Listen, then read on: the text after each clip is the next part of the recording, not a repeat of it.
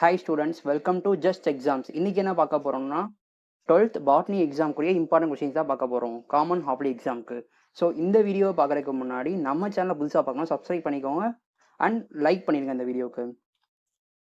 வாங்க வீடியோக்குள்ளே போனால் ஃபர்ஸ்ட் பார்ட் 1 பகுதி 1ல் பார்த்தோன்னா 15 1 மார்க் கொஸ்டின்.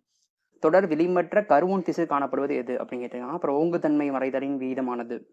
ஓங்குத்தன்மைக்கு என்ன விகிதம்?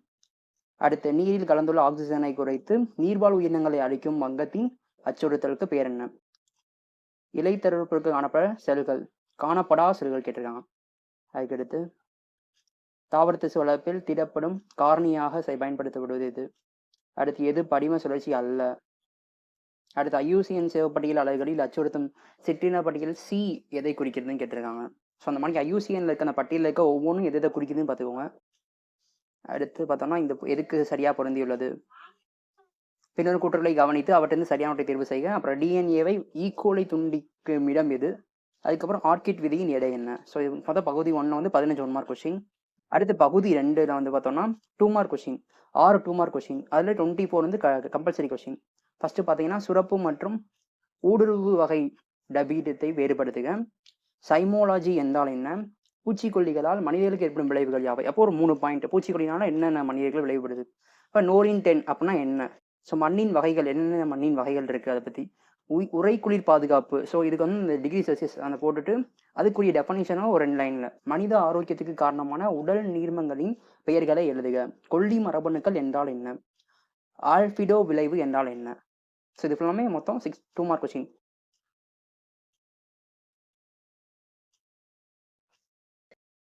இது போக வேற 2 மார்க் கொஸ்டின் இம்பார்ட்டன்ட் பார்த்தோம்னா அந்த மரபணு வரைபடம் என்றால் என்ன பார்த்துக்கோங்க. விதைப்பந்து என்றால் என்ன? இந்த மணிக்கு என்றால் என்ன கொஸ்டின் பார்த்தோன்னா விதைப்பந்து, மரபணு வரைபடம், தலை உரமிடல் பற்றி குறிப்பு எழுதுக. அப்புறம் வந்து பார்த்தோம்னா உடல்ல கலப்பினமாக்கல் என்றால் என்ன? ஸோ மரபணுக்குள்ளே நிகழும் இடைச்செயல் என்றால் என்ன? மரபணு இடைச்செயலை வகைப்படுத்துக. அதோட கிளாசிஃபை அந்த ஜீன் இன்ட்ராக்ஷனும் அதுனா என்ன என்றால் என்ன அந்த கொஸ்டின் பார்த்துக்கோங்க. ஸோ எந்த இரு அடிப்படை கொள்கைகள் உயிருள்ள தாவர செல்லில் உள்ளார்ந்து காணப்படுகிறது? இந்த கொஸ்டின்லாம் 2 மார்க்ல இம்பார்ட்டன்ட் கொஸ்டினா பார்த்துக்கோங்க. அடுத்து பார்ட் 3, அதாவது 6 3 மார்க் கொஸ்டின் பார்ப்போம். மாற்று சூலக தண்டு நீளம் பற்றி குறிப்பு வரைக. சட்டன் மற்றும் ஃபெரோரி கோட்பாடின் சிறப்பு அம்சங்கள் கேட்டிருக்காங்க. பிடி பருத்தியோட நன்மை தீமை. நன்மைக்கு ஒரு 3 பாயிண்ட், தீமைக்கு ஒரு 3 பாயிண்ட். மணற்பாங்கான மண் சாகுபடிக்கு உகந்ததல்ல, ஏன்? ஸோ இந்த மணல் பாங்கான மண் சாகுபடிக்கு வந்து உகந்ததல்ல, ஏன்றது விளக்குக. 3 பாயிண்ட்ஸ். தாவர மரபணு தொகையம் என்றால் என்ன? உணவு வலையின் முக்கியத்துவத்தை எழுதுக. தாவர சுட்டிக்காட்டிகள் என்றால் என்ன? எடுத்துக்காட்டு. ரைசோபியம் வரையறு. மகரந்த பையின் அமைப்பு படம் வரைஞ்சு அதோட பாகங்கள்ல குடி. வேற என்ன இம்பார்ட்டன்ட் கொஸ்டின் பார்த்தோன்னா வேறுபடுத்துதல இந்த ஒட்டுதல் மற்றும் பதியமிடுதல் பார்த்துக்கோங்க. வேற என்ன? மரபணு மாற்றப்பட்ட உணவோட நன்மைகள் தீமைகள். இந்த நன்மைகள் தீமைகளை ஒரு கொஸ்டின் வரும், வேறுபடுத்துக்க ஒரு கொஸ்டின் வந்துடும். ஸோ நன்மைகள் தீமைகளை மரபணு மாற்றப்பட்ட உணவினோட நன்மைகள் தீமைகள். இங்கே பார்த்தா அந்த பிடி பருத்தியின் நன்மையின் தீமைகள். வேறுபடுத்துகளை பார்த்தோன்னா கருவுருக்கள் மற்றும் செயற்கை விதைகளோட வேறுபடுத்துக. ஆற்றல் பிரமீடு எப்போதும் நேரானவை, காரணம் கூறு. அப்புறம் வந்து புதிய காடு வளர்ப்பீரோட நோக்கங்கள் யாவை? மண் வளத்தை மேம்படுத்துவதில் நுண்ணுயிரி உட்செலுத்திகள் எவ்வாறு பயன்படுகின்றன? இதெல்லாம் 3 மார்க் கொஸ்டின், இம்பார்ட்டன்ட் கொஸ்டின்ஸ். அதுக்கடுத்து பார்த்தோம்னா பார்ட் 4, அதாவது 5 மார்க் கொஸ்டின் பார்ப்போம். 5 mark question either order. First பார்த்தோம்னா இருவித்திலை மற்றும் ஒருவித்திலை விதைகளோட அமைப்பை வேறுபடுத்துக செய்யலாம். அப்புறம் பசுங்கணிக மரபணு சார்ந்த பாரம்பரியத்தை எடுக்கிற வரி. குறுக்கேற்ற செயல்முறை விளக்குக. உயிரி வழி திருத்தம் என்றால் என்ன? ஏதேனும் 3 வகைகளை பற்றி எழுதுக செய்யலாம். தாவர திசு வளர்ப்பில் அடங்கியுள்ள அடிப்படை கொள்கைகளை விளக்குக. பல்வேறு வகையான ஒட்டுண்ணிகளை பற்றி தொகுத்து எழுதுக. சுற்றுச்சூழலை பாதிக்கும் மனித செயல்பாடுகளை பட்டியலிடுக. என்னென்ன அப்படி பட்டியலிடணும். பாயிண்டா ஒரு 7 பாயிண்ட் அல்ல 8 பாயிண்ட்.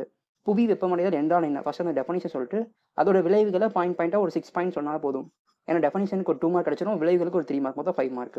உயிரி உரங்கள்லாம் என்ன? ஃபர்ஸ்ட் உயிரி உரம்னா என்ன, அதை பற்றி பயோ ஃபெர்டிலைசர்னா என்ன, அதோட நன்மைகள் என்ன, மெரிட்ஸ் மட்டும். அதுக்கடுத்து பார்த்தா கையடக்க சிறிய அறை பசுந்தாவரங்களை தயாரிக்க என்ன செய்வாய்? அதோட ப்ராசஸ். வேற இம்பார்ட்டன்ட் கொஸ்டின் பார்த்தோன்னா தாவரங்களில் ஆர்என்ஏ திருத்தங்களை விவரிக்கவும். அப்புறம் வந்து நம்ம பயோடெக்னாலஜி இருக்குல்ல, அதாவது உயிரி தொழில்நுட்பவியலின் பயன்பாடுகள் பார்த்துக்கோங்க.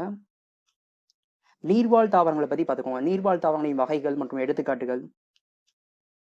அப்புறம் வந்து பார்த்தோம்னா பயிர் பெருக்கத்தில் புதிய பண்புக்கூறுகளை உருவாக்கும் புதிய பயிர் பெருக்க தொழில்நுட்ப முறைகளை பட்டியலிடுக. அதோட இப்போ இருக்க இந்த டெக்னாலஜி வந்து பட்டியலிடணும். டெக்னிக்ஸ் என்னென்ன டெக்னிக்ஸ்லாம் இருக்கு. வேற பார்த்தோம்னா பசுங்கனியம் மரபு சார்ந்த பாரம்பரியத்தை எடுத்துக்காட்டுன்னு வெளிக்கொண்டிருக்க. வேற படம் வரைஞ்சு பாகம் பார்த்தோன்னா இந்த சூழிங் படம் வரைந்து பாகங்களை குறிக்க. அப்புறம் தாவர வழிமுறை வளர்ச்சியின் முக்கியத்துவத்தை விவரிக்க. ஸோ இதெல்லாம் ரொம்ப important questions. Thank you students. So இந்த மாணிக்க இம்பார்ட்டன்ட் கொஸ்டின்ஸ் அண்டு பப்ளிக் எக்ஸாமோட ஆன்சர் ப்ரெசன்டேஷன் கூடிய ட்ரிக்ஸுக்கு நம்ம சேனலை மறக்காமல் சப்ஸ்கிரைப் பண்ணிக்கோங்க. நெக்ஸ்ட் வீக்ல இருந்து பப்ளிக் எக்ஸாமை டார்கெட் பண்ணி இம்பார்ட்டன்ட் கொஸ்டின்ஸ்லாம் நம்ம சேனலில் அப்லோட் பண்ண இருக்கோம். அந்த வீடியோஸ்லாம் உடனுக்குடன் உங்களுக்கு வரணும்னா நீங்கள் மறக்காமல் நம்ம சேனலை ஃபாலோ பண்ணுங்கள்.